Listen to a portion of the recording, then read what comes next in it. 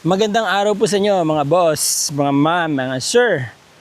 Magandang umaga, magandang tanghali, magandang gabi. Magandang hating gabi, madaling araw. Saan man po kayo naroroon? Ako po ngayon, nandito ako sa Puerto Princesa City, Palawan. Although namimiss ko ang Zambales, pero masarap sa Palawan mga boss. Anyway, property presentation pa tayo. Itong nasa likod ko. Dito, kino-construct na po yung kalsada, no? Ayan, no? Hanggang dyan. Yun. Alright? Two-way lane po yan. Itong property, malapit sa airport. Nandyan lang po yung airport, ano? About few minutes drive from here. Ang frontage ng property is about 120 meters. Mahaba po. Okay? Very accessible. Very ideal pong gawin itong mixed use, residential, and farm and beachfront resort, mga boss, mga ma'am, mga sir. Yes, meron po itong beachfront. May mga mangroves sa harap at may mga crabs. Basta may mangroves, usually may mga crabs eh. Okay, walk through po tayo bago natin paliparin si Chokokoy. Alright, yan. Papunta po yan ng pier. Along this area, nandito po yung mga pioneer na resorts. Nandun ang Badjao Seafront. Tapos doon, papuntang Kanigaran yan. And then Vista Luz yata. Matagal ko na kasing hindi napuntahan yun eh. But anyway, ito po yung farm and beachfront, no? Yan, may mga palm trees. Yung kanyang entrance. Pati dito sa bakod. May mga tanim na po dito, no?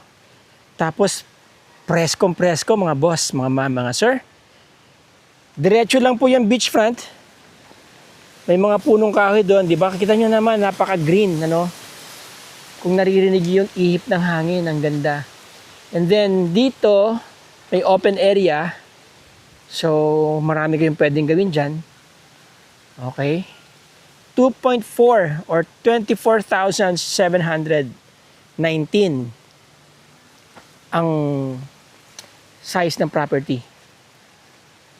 Nasa prime area, prime location within Puerto Princesa City, town proper, mga boss. Okay, ano yata to? Ano kayang palm tree to, no? Parang ano siya, parang yung ginagawang palm oil. May mga mulberry, ang lalaki, oh. Hindi, puno pala ng inyam. Tapos dito may merong, ito yung parang Christmas tree. Ikot po muna tayo, boss, para say, walk through na natin to, just in case yung mga interested dyan, gusto makita tong property, at least they know what to expect on the ground, di ba? Bago natin bago nyo makita mamaya yung silip ni Chokokoy. Dito ang ganda, oh. Pwede kayong maglagay ng mga hammocks dito, papag, no? Uy, yun, nakita nyo squirrel? Nakakita na naman dito ako ng squirrel. Ayan, no? Diba? May mga squirrels po dito. Maganda ng mga puno, no? Ito, mangga. And then, hindi ko alam. Hindi ako familiar doon sa ibang puno, eh. Pero may mga mangga po dito. Yan, no? Hindi yata. Ito, mangga.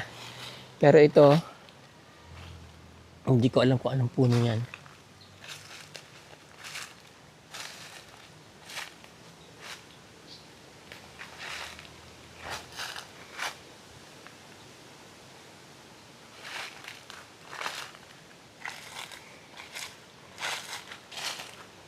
Explore po muna natin dito banda. Dito maraming puno eh. Oh. Tapos merong mga naglalakihang mga puno dito. Kayo na po bahala mag-identify kung ma-identify niyo yung mga puno na yan, Hindi naman kasi ako maalam sa mga punong kahoy. Meron akong alam, konti lang. Namimiss ko talaga ang Puerto Princesa, mga boss. Oh. Pero my heart is in Zambales. Mga palm trees, nakahilera, no? Hanggang doon pa yung property. Now, yung property, may mga tanim po na malalaking puno sa boundary niya. Dito sa side na to. Ganun din po dito sa side na to. Ikot pa tayo dyan mamaya, no? Tapos dito, ito po yung pinakamalaking puno na nakita ko dito so far. Ito, mangga po yan, no? And then here, may mga puno ng langka, no? Ang laki ng puno. Ayan, no? Diba? Alright? So, ito yata ay... Ito yung mga puno na usually tumutubo dito sa tabing dagat eh. Okay, now, may mga structures po dito sa loob ng property, ano? Ayan, no? Parang mga rest house style ang kanilang, ano, structures. Hindi na po tayo papasok dahil, ano po yan, pagka may bibili po nito, for sure, i-demolish nila yan. Especially kung i-develop nila to na mixed use, ano po, farm, residential, and resort. So, very versatile ang property. Maraming opportunity, ano, very feasible, very viable. Kung ano man yung gusto nyong gawin dito, pwede nyo ang gawin itong, ano, villa. Tapos benta nyo portion by portion, di ba? Meron silang access dun sa dagat at meron silang parang farm. Laki ng puno ng talisay, oh. And then may mga puno po sila ng ilang-ilang. Doon maraming puno ng ilang-ilang. Okay? So ayan. Ito ibang klaseng puno rin to. Ang kapal ng dahon. Oh.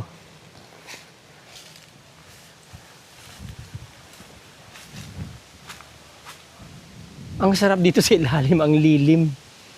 Ito yung magandang itanim, paramihin, ano? Kasi tignan nyo naman yung shade na pinoprovide nyo. At saka, for sure, malakas mag-absorb ng carbon yan.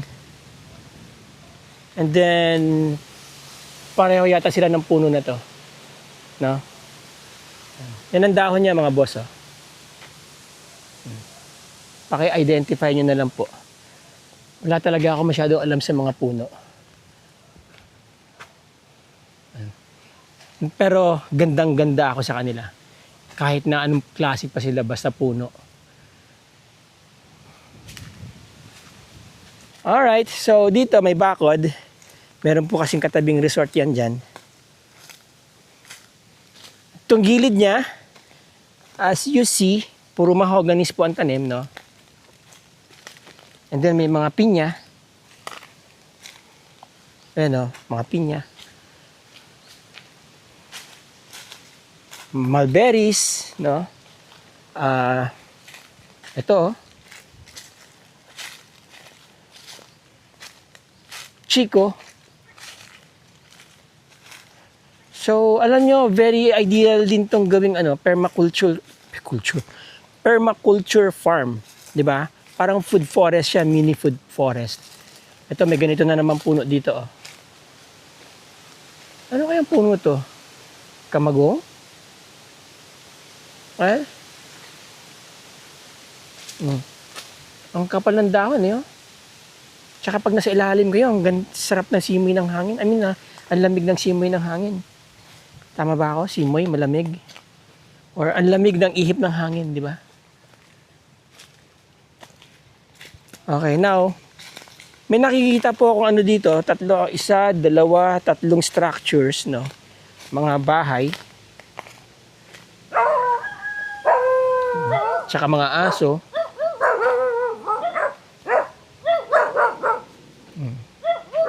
Ito, meron ako nakitang ano dito, oh. Car na. Sasakyan. Yan. Ayan, oh. Ganda, no? Vintage. Huh? Six-wheeler.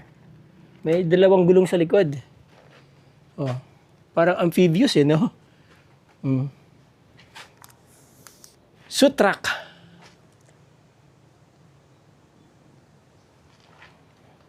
Parang rescue vehicle, eh. Diba? Pins Gower. Ganda. Mukhang sturdy, oh.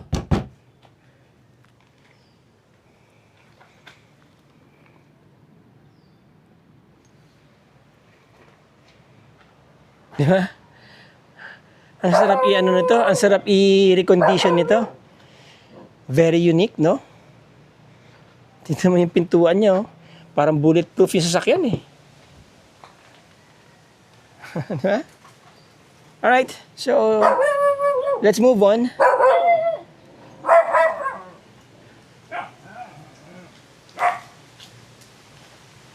Napakaganda nitong property, mga boss, mga mama, mga sir. Pwede nyong gawin ng subdivided villas, ganun, time sharing, isang magandang resort. Pagbabad nyo sa eroplano, napakalapit lang nito from the airport. Tapos malapit sa pier, malapit sa downtown ng Puerto Princesa City.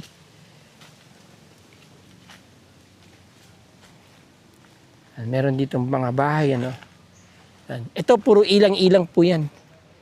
Yan, namumulaklak na siya. Daming bulaklak. Right, yan. May dragon fruit ako nakikita. Ang daming tanim dito na hindi ko ma-recognize, no. Na usually hindi ko nakikita sa Zambales kagaya nito. Oh. Di ba? Yeah. And ito na po yung beachfront niya, mga boss, mga sir. Ayan.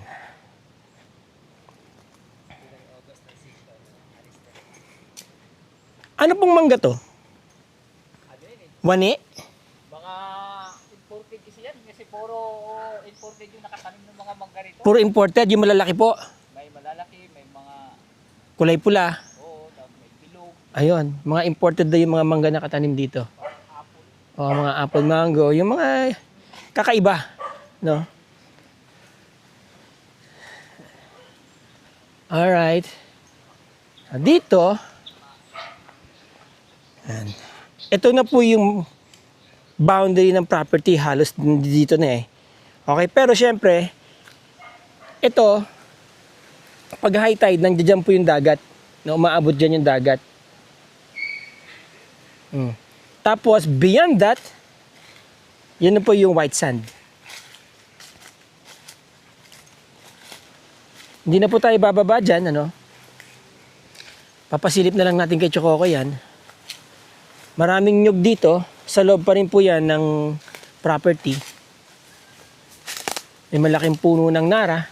Ito, oh. And dito, mga mangroves po yan. Pwede kayong manghuli ng mga crabs dyan, ano po. Tapos, pwede rin kayong mangisda, mga boss. Maganda ang ano dito. Maraming isda dito. Alright, so yan ang kanilang main house. Parang rest house, ano po.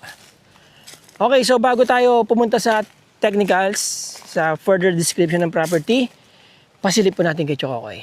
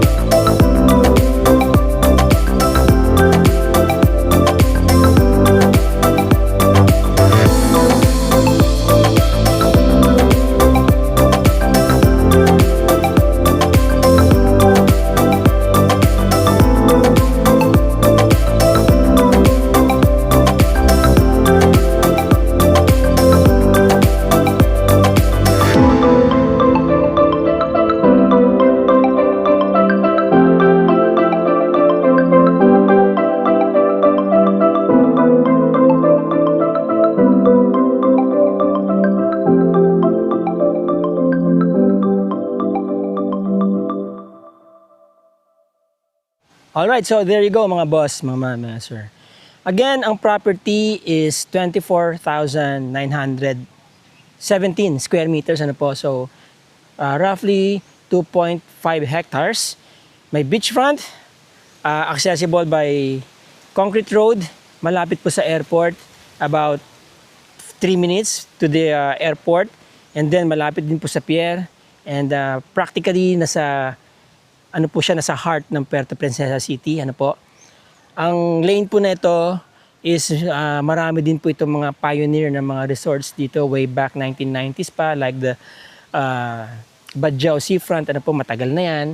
And then marami na rin pong mga magagandang mga resorts dyan. Magandang beachfront. Ano po, may mga mangroves, so added attraction yan. Sabi ko nga, napaka-ideal po ng property na gawing mix, residential, farm, and beachfront resort. Ano po? So maraming opportunity dito sa property na to, at very feasible siya kung gagawin nyo nga siyang isang resort, mga boss, mga sir. Okay? Okay, so located po ang property sa Puerto Princesa City, mga boss, mga sir. Selling for 249 million pesos, mga boss, mga sir. Yung presyo na yan is an appraised value ng isang legit na appraiser. Way back 2019, in-appraise na po yan ng around 200 million. So it's been like 7 years ago or 6 years ago. Ngayon, talagang mabilis po ang appreciation ng property dito sa Puerto Princesa City kasi very progressive po ang Puerto Princesa City at isa sa mga talagang dinadagsan ng mga turista. In fact, dalawa lang po ang season dito ng influx ng turismo. Super peak at saka peak season. Kahit na tag-ulan, may mga pumupunta po dito. Okay, so I'm calling to the developers, ano po, yung mga interesado, kasi medyo malaki ang presyo niyan. Kaya malamang baka may makakita na developer dyan, na viewer natin, ano po, at interesado dito sa property. You can get in touch dyan po sa number sa screen. Meron din pong contact details dyan sa description ng video na to. And then kapag gusto niyo mag-tripping, meron po mag-a-assist sa inyo dito kung wala na po ako dito sa Puerto Princesa. Alright?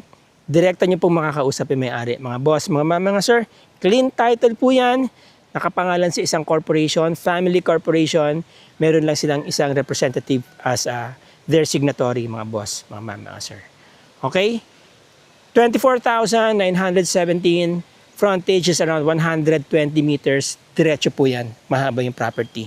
Alright? So there you go mga boss, mga sir. Again, maraming salamat sa inyong panonood. Maraming salamat sa inyong suporta. Till the next video. Ciao!